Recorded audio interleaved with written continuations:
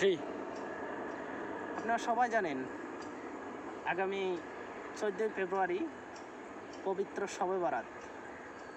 আর কিছু বেহায়াপনায় এটাকে পালন করে 14ই ফেব্রুয়ারি বিশ্ব ভালোবাসা দিবস। বিশ্ব ভালোবাসার ইতিহাসটা হয়তো অনেকে জানেন না। এটা বাবা মায়ের একটা বাবা আর একটা মেয়ের ইতিহাস। হয়তো অনেকে এই ব্যাপারটা জানেন না। আপনারা যেই দিনটাকে ভালোবাসা বলেন, এটা হচ্ছে বেহায়াপনা। তো আপনারা স্কুল, কলেজ, অফিস, আদালত সকল কিছুই বন্ধ। আপনারাদের গার্ডিয়ানদের পক্ষে সম্ভব একটা দিন অন্তত পক্ষে আপনার সন্তানকে আটকে রাখার জন্য।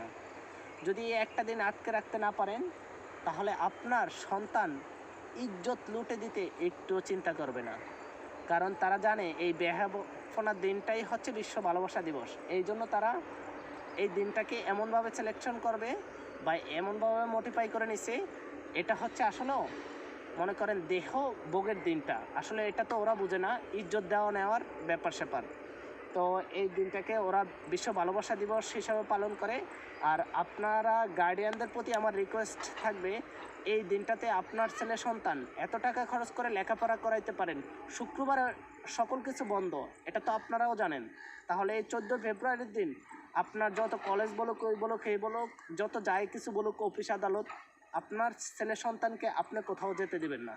তাহলে আপনার ছেলে সন্তানের ইজ্জতটা অন্তত পক্ষে সুরক্ষিত থাকবে। আপনি বাবা হিসাবে এর থেকে বড় পাওয়া আর কি। ধন্যবাদ।